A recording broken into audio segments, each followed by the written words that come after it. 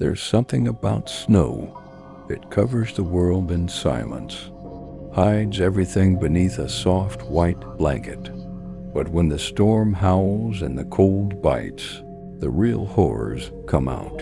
Tonight I've got 3 chilling tales where survival wasn't promised, and the blizzard wasn't the only thing hunting them. Like, subscribe, and welcome to Whispers Between Worlds. We upload daily.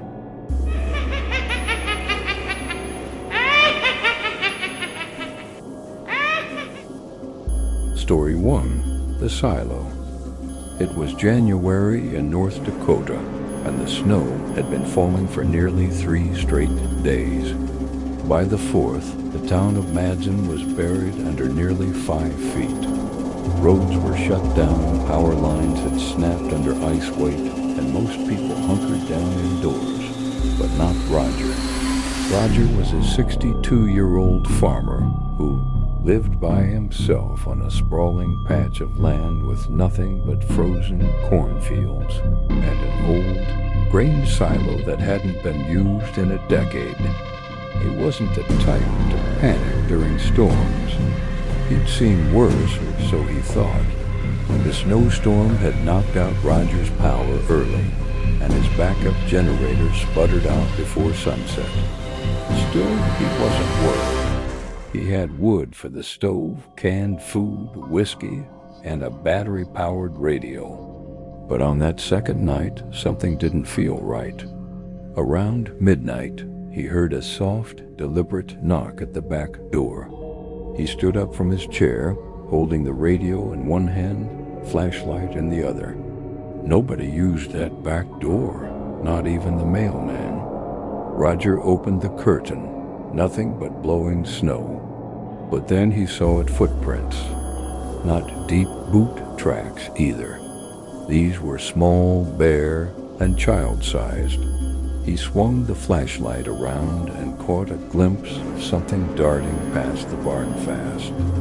Way too fast for how deep the snow was. He locked the door, double-checked the windows, and sat back down with his shotgun next to him. He told himself it was just a deer, or maybe his eyes playing tricks on him in the low light. The next morning he found more tracks circling the house, even leading up to the silo. That got his attention. Nobody had touched that silo in 10 years. It was rusted shut and creaked in the wind, leaning like it would collapse under its own weight. But now the heavy padlock on it, broken and hanging. The snow had been disturbed at the base. Someone had gone inside. He stood there, staring at it for a while, breath fogging in the frigid air. Logic told him to stay away, but some pull, something deep in his gut, told him to see what was inside. Maybe it was just trespassers, some teenagers trying to be cute. But his land was miles from anyone else. He grabbed his flashlight and creaked the metal door open. Inside, it was even colder. The echo of the door closing behind him sounded final. He swept the beam of light around. Empty bags of feed, rusted machinery, icicles, nothing moved. He exhaled and turned around to leave, then stopped. There were 2 small handprints on the inside of the silo wall. Not dusty dash, wet dot fresh. Then the door slammed shut. He ran for it, pushing and banging, but something or someone was holding it closed. From the outside, the flashlight flickered. He turned and saw her. A little girl, maybe 6 or 7 years old, with tangled black hair and skin that was blue-white like a corpse. Her eyes, they were too wide and too sunken. And she wasn't standing, she was floating. Roger dropped the flashlight, and it cracked on the concrete floor. The only light now was from the narrow slits in the rusted silo, casting jagged beams across the ground. Then the voices started, multiple, whispering in circles around him. He never left, She never left. Don't you remember? Don't you remember? Roger closed his eyes and screamed. When he woke up, it was daylight and he was outside, half buried in snow, just a few feet from the silo. The door locked again. The prints gone. He stumbled back to his house and turned on the radio. The weather alert was still blaring blizzard warnings, wind chills at deadly levels. He never went back to that silo again. A week later, he hired a contractor to come out and demolish it. But when the crew arrived, they said there was no silo, just an old concrete foundation, broken and covered in snow. Roger insisted it was there. He'd seen it, been in it, heard the girl, seen her. But the contractor said, that silo, it collapsed in 2009. You probably buried the memory with it. But Roger still hears that knock on the back door every time the wind howls. And just when you think it can't get worse, the next one proves you wrong. Let's get into it.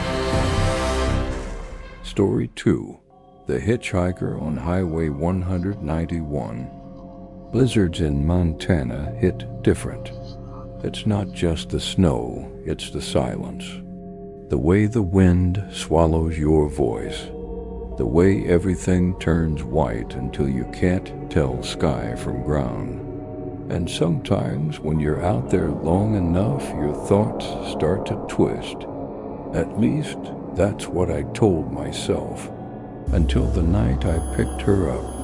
I was running long-haul freight from Idaho to Billings, trying to beat the worst of the storm that was crawling across the Rockies.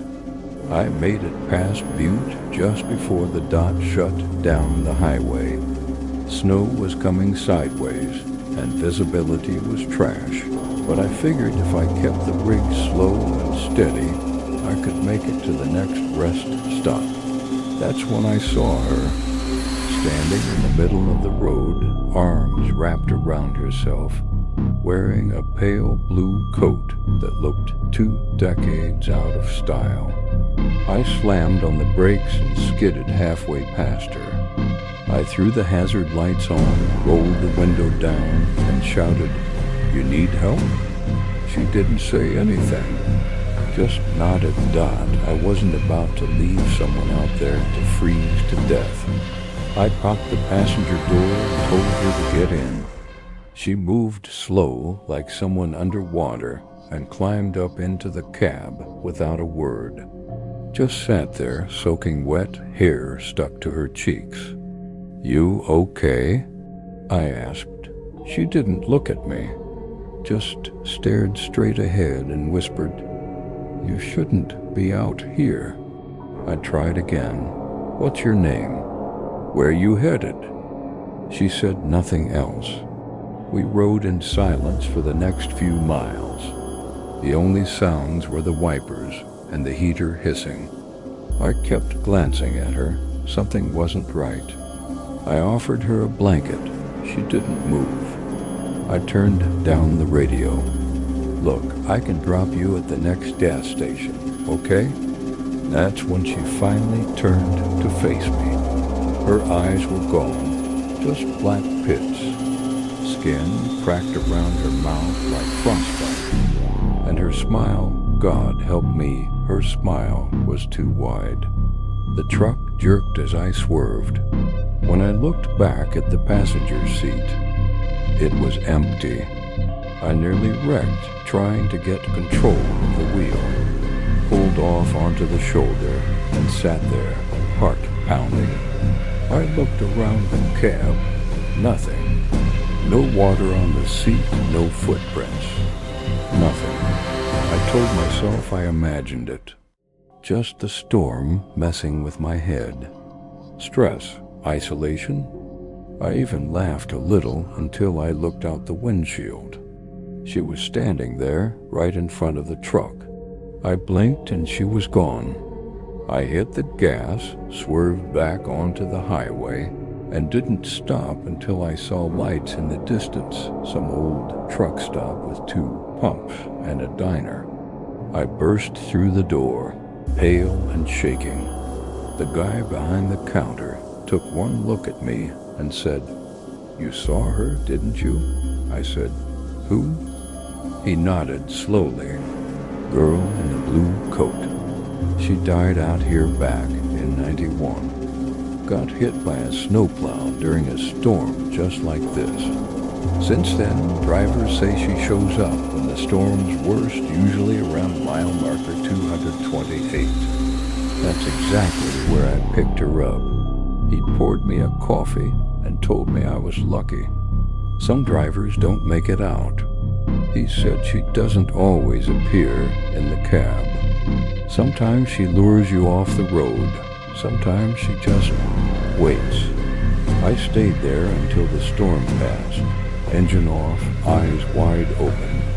I've been driving 20 years, seen tornadoes in Kansas, sandstorms in Nevada, but nothing like that stretch of 191 in the snow.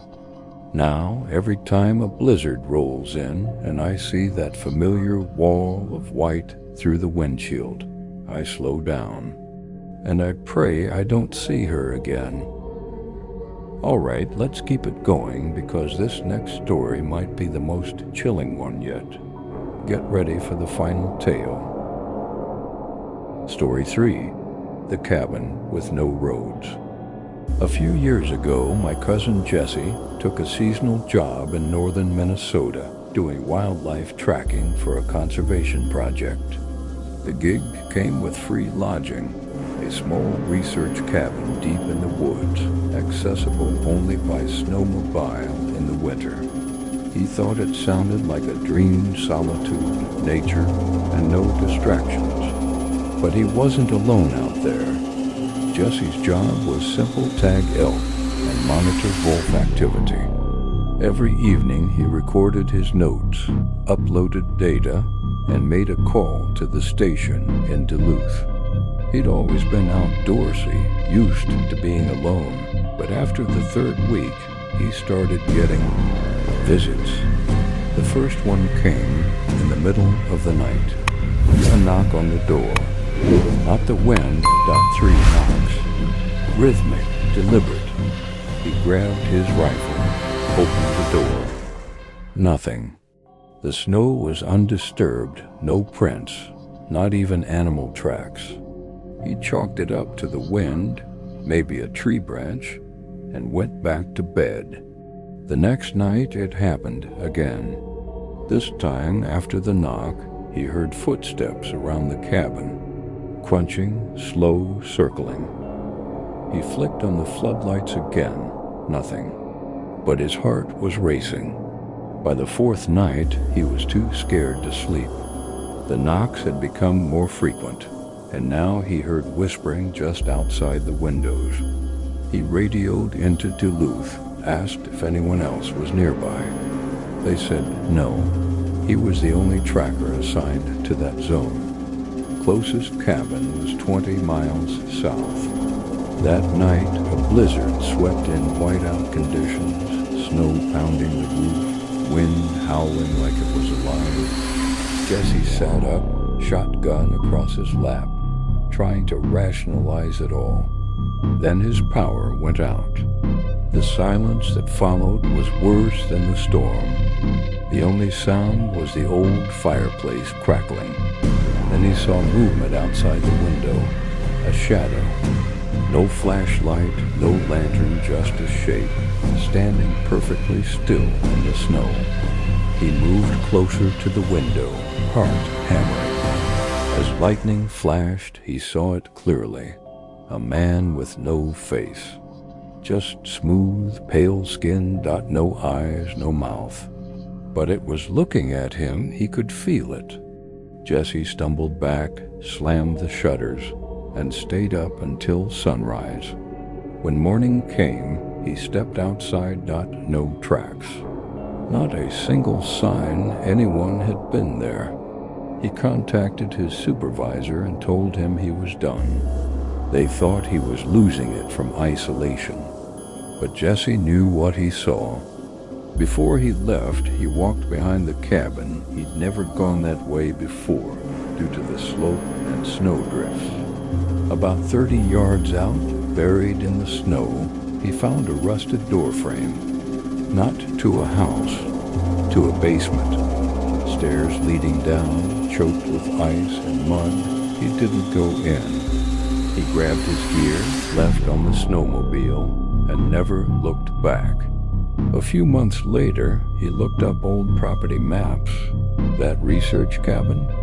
It was built on land where a mental institution burned down in the 60s. They said most of the patients died in the fire, but some bodies were never found.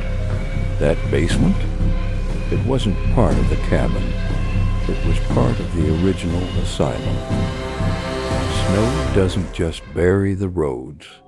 It buries secrets, and sometimes people. Thanks for listening to Whispers Between Worlds. Don't forget to like, subscribe, and stay warm, because you never know what's waiting in the cold. We upload daily.